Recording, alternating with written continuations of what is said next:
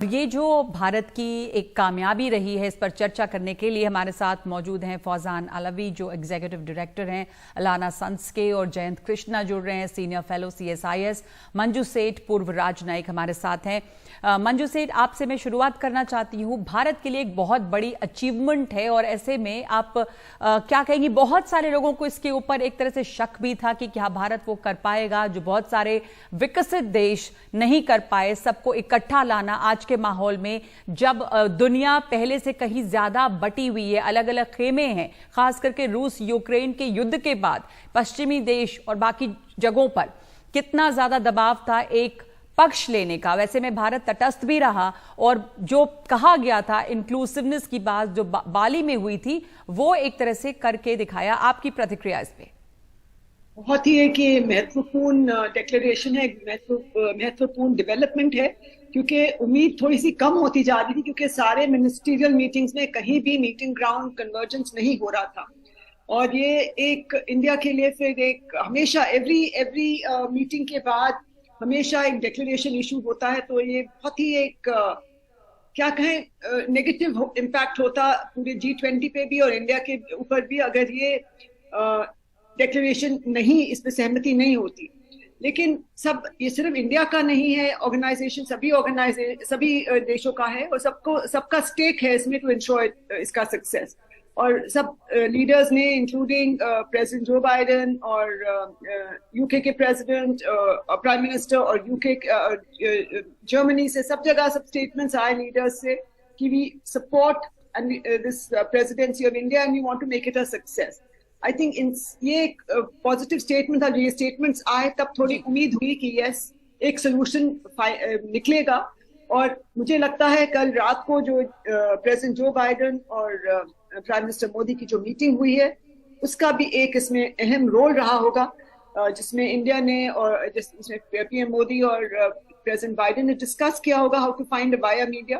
क्योंकि मेरा मानना है कि अगर US मान जाए, इंडिया के जो फॉर्मुलेशन है, इंडिया की सजेशन है इस डिविसिव मुद्दे पे, जैसे आपने भी कहा वर्ल्ड डिवाइडेड हो गया है, अगर ये हो जाता है सहमति इस बात पे दोनों देश की, अगर इंडिया की बात मान जाते हैं US, तो उम्मीद थी कि ये जरूर फाइनल हो जाएगा, क्योंकि फिर दूसरे देश इतने, एंड देन उसके बाद जो फॉर्मुलेशन US माना है उसको रूस को मनवाना, तो ये एक बहुत डेलिकेट और चीन की सहमति भी इसमें होनी। और जैसा आप कह रही थी कि कल मुलाकात हुई है राष्ट्रपति बाइडेन और प्रधानमंत्री मोदी की, जो बायलैटरल द्विपक्षीय 1-on-1 बातचीत हुई है, उसका भी इसमें एक अहम रोल होगा।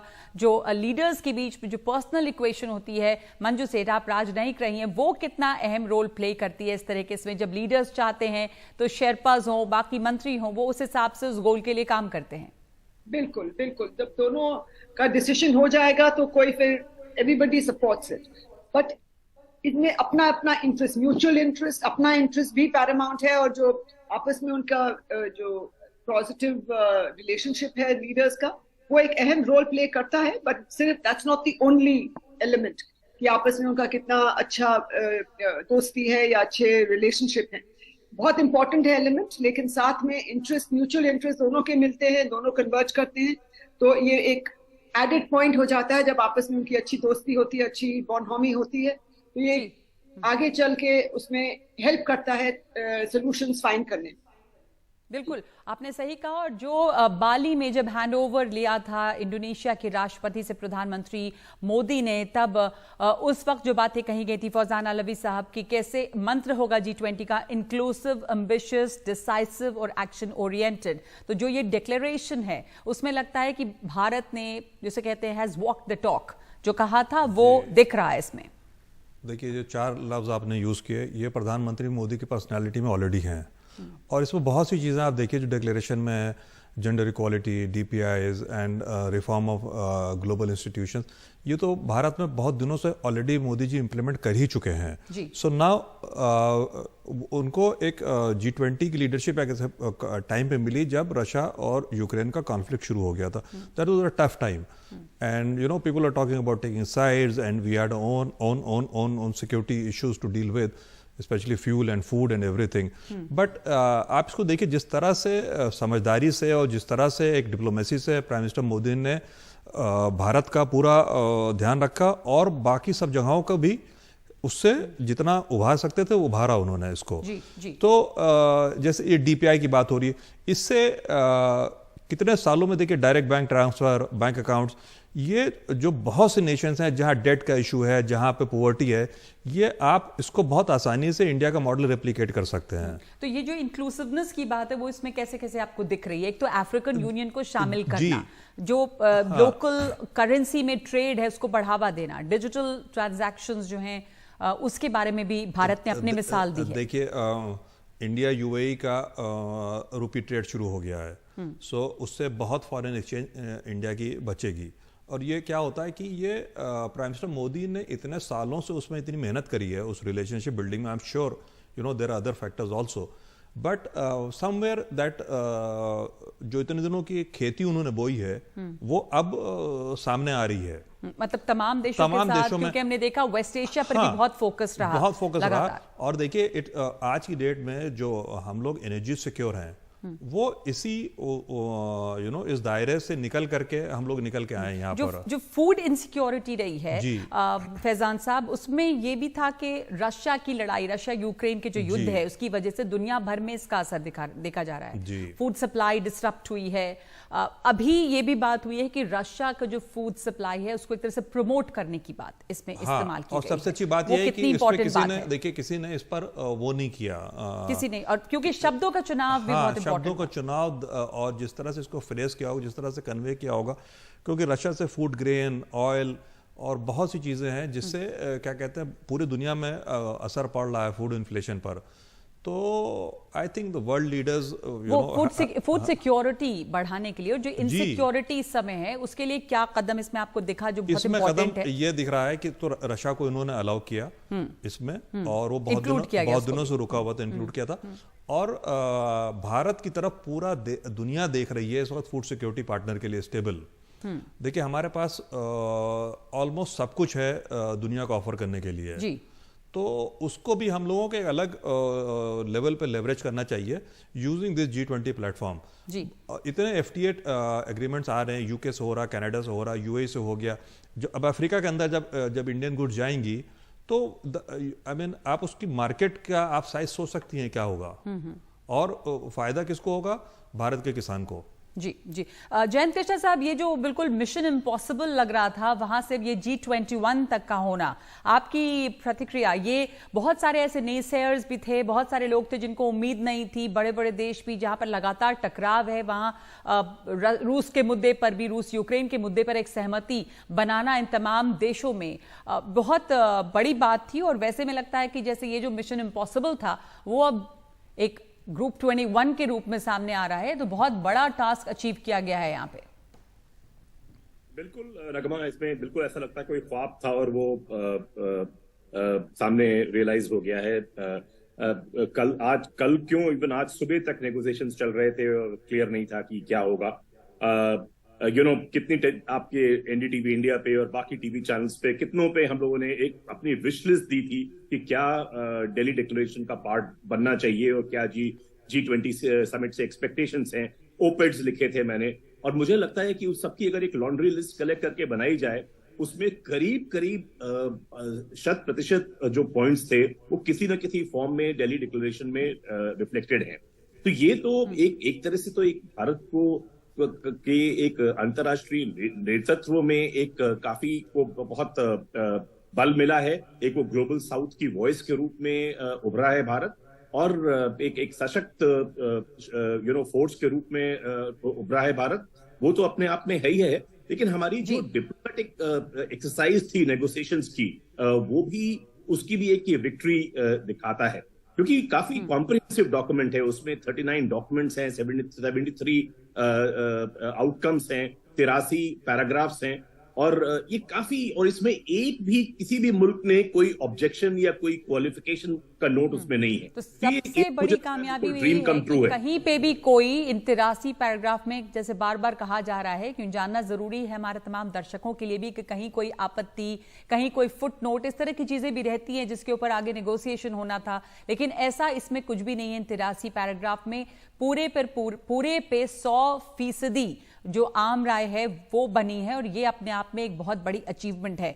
जयंत कृष्ण साहब, आपसे मैं एक बहुत इंपॉर्टेंट मसले पर और इसको और समझना चाहूंगी विस्तार से, जिस पर अभी जॉर्जिया मेलोनी ने भी बात की और मोहम्मद बिन सलमान ने भी बात की कि ये जो तमाम खाड़ी के देश हैं और अमेरिका, भारत, सऊदी अरब और खाड़ी के अरब के और देश, यूरोपीय संघ, इनको जोड़ने वाला जो एक रेल और शिपिंग कनेक्टिविटी नेटवर्क की घोषणा की गई है, ये कितना बड़ा गेम चेंजर हो सकता है? इसको लेकर हमने देखा यूरोप और सऊदी अरब और मिडिल ईस्ट के देशों में काफी उत्साह है।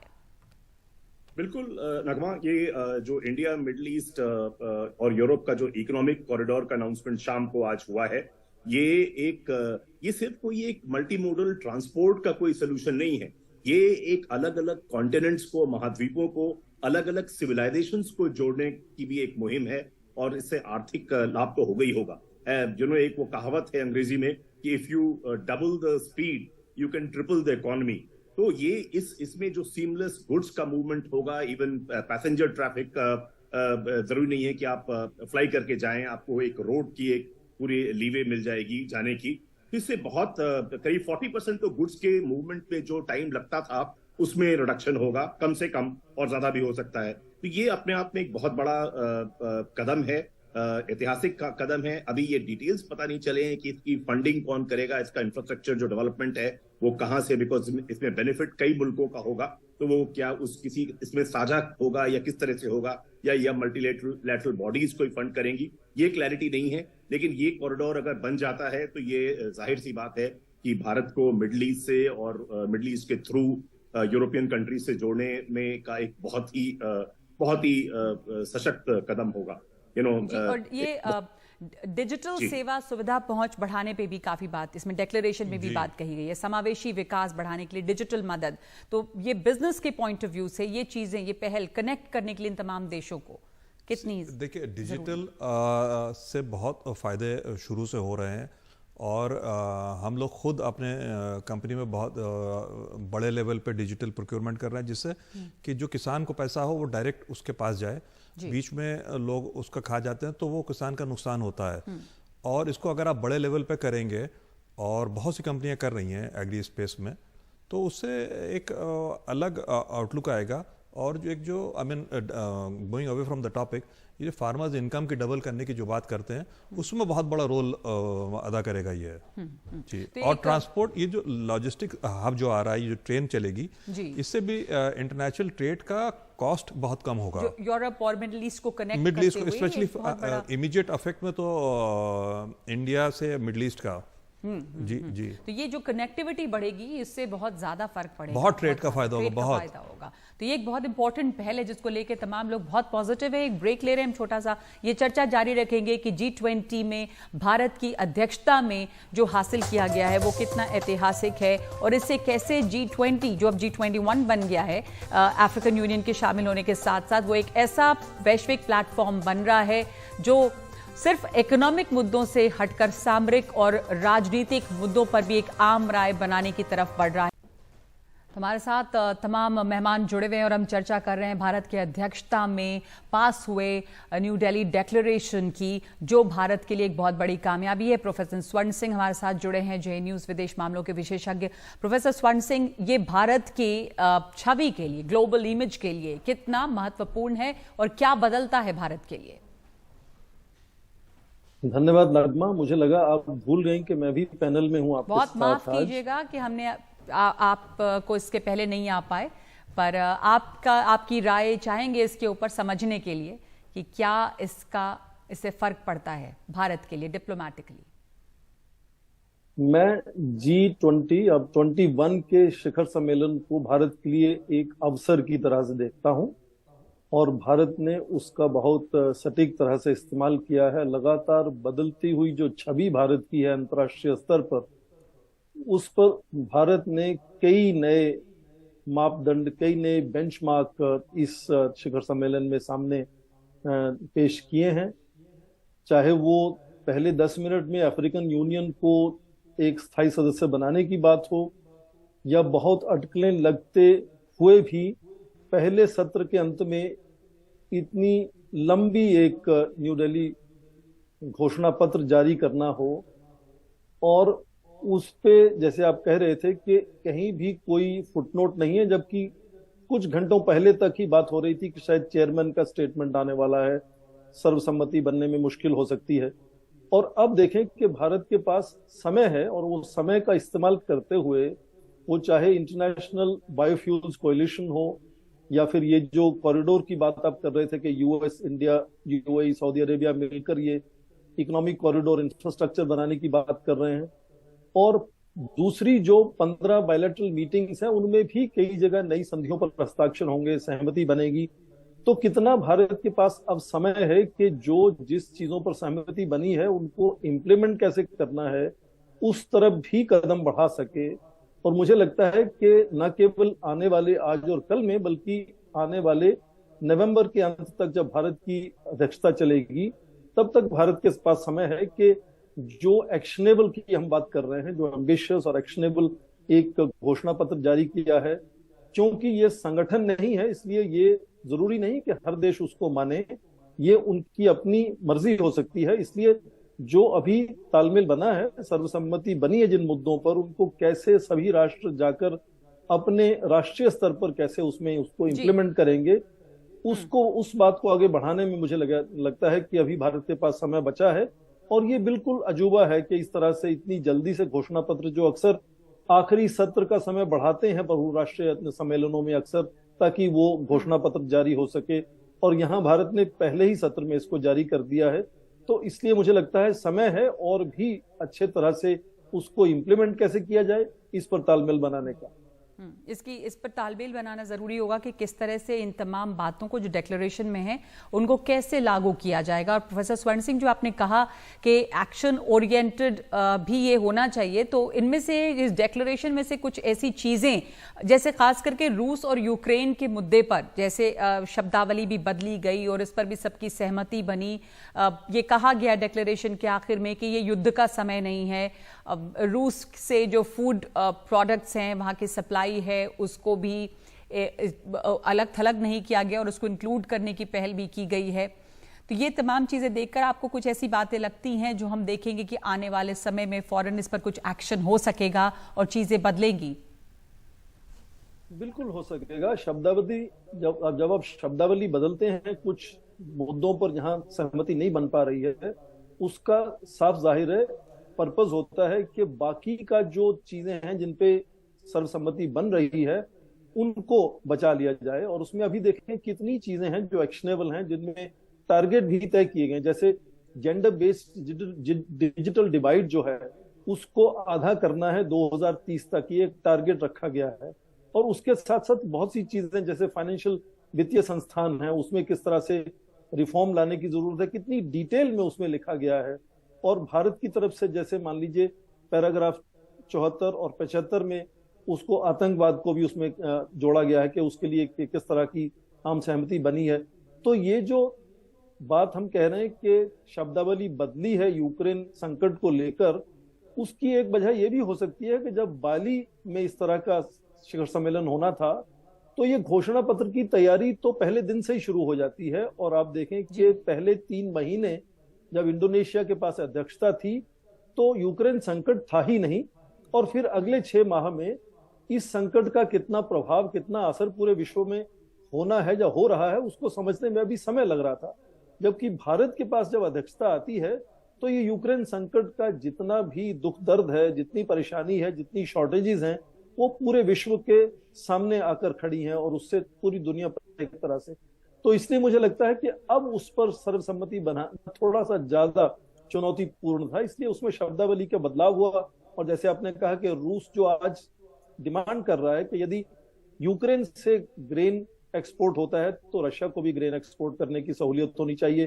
तो इस तरह की चीजों को तालमेल बनाने की कोशिश में शब्दावली बदलती है, और वो अपने आप में ठीक है, क्योंकि उसके चलते दूसरे जितने बड़े मुद्दे हैं उन पर सर्वसम्मति हुई और घोषणा पत्र को इतनी जल्दी हम जारी कर पाए।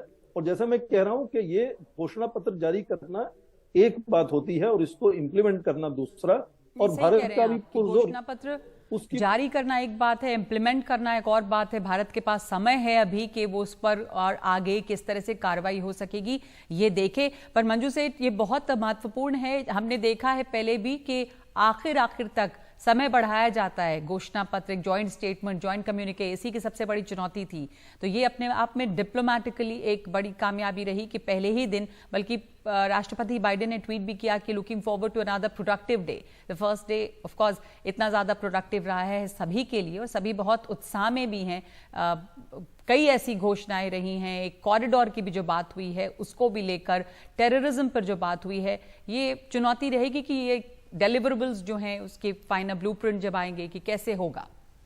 बिल्कुल, अब ये फाइनल जो डिटेल्स हैं वो तो वर्कआउट होंगे आपस में, और जैसे उन्होंने कहा कि टारगेट्स भी कहीं कहीं रखे गए हैं, तो टारगेट्स को कैसे हर कंट्री अचीव करेगी, ये बट लेकिन ये बहुत एक इम्पोर्टेंट चीज है कि सबने एक्सेप्ट कर लिया है कि जो इसमें चीजें अग्रीड ऑन है ये डिलीवरेबल की तरफ सब ले जाना चाहेंगे। नॉर्मली जब वो ऐसे जॉइंट स्टेटमेंट में अग्रीमेंट आता है तो सब कंट्रीज इसकी तरफ अपनी तरफ से भी, क्योंकि उन्होंने कमिटमेंट किया है, उसको इम्प्लीमेंट करने की कोशिश करते हैं, और इंडिया उनको फैसिलिटेट करेगा और उसको फॉलो अप भी करेगा। जैसे प्रोफेसर स्वर्ण सिंह ने कहा कि अभी है टाइम हमारी प्रेसिडेंसी में, तो हम बिल्कुल इसके ऊपर फॉलो अप करेंगे और देखेंगे कि कैसे सब चीजें एक टाइम लिमिट जो हमने इंडिकेट किया है उसकी तरफ मूवमेंट हो, और अगली जो प्रेसिडेंसी है ब्राजील की वो आगे कैसे ले जाएंगे। एक विमेंस उसका जो फोरम बना बोला है, तो उसको कहा है कि ब्राजील की प्रेसिडेंसी उसको आगे लेके जाएगी।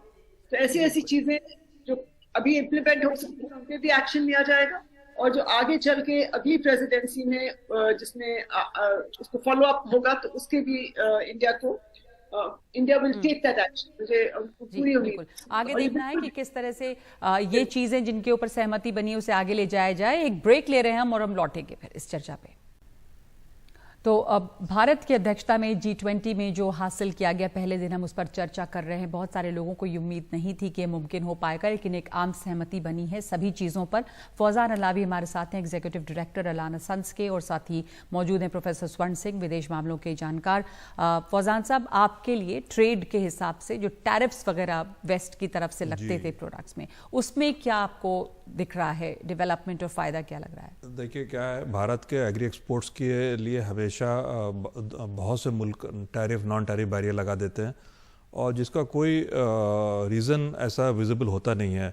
तो हम लोगों की ऐसी उम्मीद है कि इतने बड़े लेवल पे ये काम हो रहा है, और एग्रीकल्चर और फूड सिक्योरिटी की जहाँ इतनी बात हो रही है तो उनको हटाना भी बहुत ज़रूरी होगा, और हम लोग को उम्मीद है कि ये फोरम हम लोग का इस इशू को भी टेकअप करेगा। जी ठीक है। जयंत साहब, आपके लिए सबसे बड़ा टेक अवे क्या रहा इसका?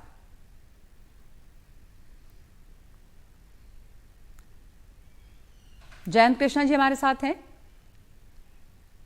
जी मैं हूं। जी, आपकी आवाज नहीं आ रही है, अनम्यूट करें अपने को। जी मैंने अनम्यूट किया हुआ है। हाँ बोलिए। क्या सवाल है नगमा जी? जी मैं पूछ रही थी कि ये तमाम डिक्लेरेशन में बहुत सारी चीजें हैं, लेकिन अगर आप देखें इसको तो आपको इसमें इस G20 अध्यक्षता में जो हासिल किया गया, आपके लिए अगर हम अपने दर्शकों को समझाना चाहें, क्या एक बड़ी बात सामने नजर आई है? देखिए, अगर आप इंडिया की पर्सपेक्टिव से देखिए तो मुझे लगता है सबसे बड़ी जो उपलब्धि इंडिया के लिए है, ये एक बहुत ही इफेक्टिव ग्लोबल साउथ की वॉइस के रूप में उभरा है। चाहे वो किसी भी चीजों का, चाहे वो अफ्रीकन यूनियन का 21वां मेंबर की तरह शामिल होने की बात हो, या फाइनेंशियल इंक्लूजन की बात हो, या जो मल्टीलैटरल फाइनेंशियल इंस्टीट्यूशंस के रिफॉर्म्स की बात है, वो रिफॉर्म सारे बेनिफिट करेंगे डेवलपिंग कंट्री को, ग्लोबल साउथ को। तो आई थिंक ये सब बहुत बड़ी उपलब्धि है कि थोड़ा सा G20 के अर्ली इयर्स पे अगर आप देखिए तो थिंकिंग थी और लीडरशिप किसी की भी रही हो, रोटेट करती रही है, लेकिन थोड़ी सी जो थिंकिंग थी, थॉट प्रोसेस थी, और जो कंसेंसस था वो ग्लोबल नॉर्थ या वेस्टर्न कंट्रीज की तरफ उसका रुझान ज्यादा करता था। ये मुझे लगता है ये बदला है काफी, कि वो ग्लोबल नॉर्थ से ग्लोबल साउथ की तरफ एक शिफ्ट नजर आ रहा है। एग्जैक्टली, हर चीज। प्रोफेसर स्वर्ण सिंह जी माफ कीजिएगा, समय कम है। प्रोफेसर स्वर्ण सिंह जी, आपका कमेंट मैं चाहूंगी इसके ऊपर। ये ग्लोबल साउथ की आवाज बनता हुआ दिख रहा है, और ये जो G20 प्लेटफॉर्म है, जो पटल है, ये उसका स्वरूप भी कैसे बदला है? उसके स्वरूप में मोटा बदलाव धीरे धीरे जो हो रहा था कि G7 की जो विकसित आर्थिक व्यवस्थाएं हैं वो ही विश्व स्तर पर निर्णय करती थी, वो धीरे धीरे बढ़कर ग्लोबल साउथ को अपने साथ जोड़ रही थी। यहाँ पर एकदम मुझे लगता है कि वो जो आइवरी टावर का उनका तरीका था कि बंद कमरे में बात करने का, वहां से आम जनता को जोड़ने का और ह्यूमन सेंट्रिक अप्रोच जो लाने की कोशिश भारत ने की है, और ढांचा भी बदल डाला कि अब G21 कहा जाएगा इसको। ये बड़ा बदलाव मुझे लगता है G20 में है। जी, बहुत बहुत शुक्रिया आपका स्वर्ण सिंह, फौजान अलावी और जयंत कृष्णा हमारे साथ जुड़ने के लिए इस चर्चा में।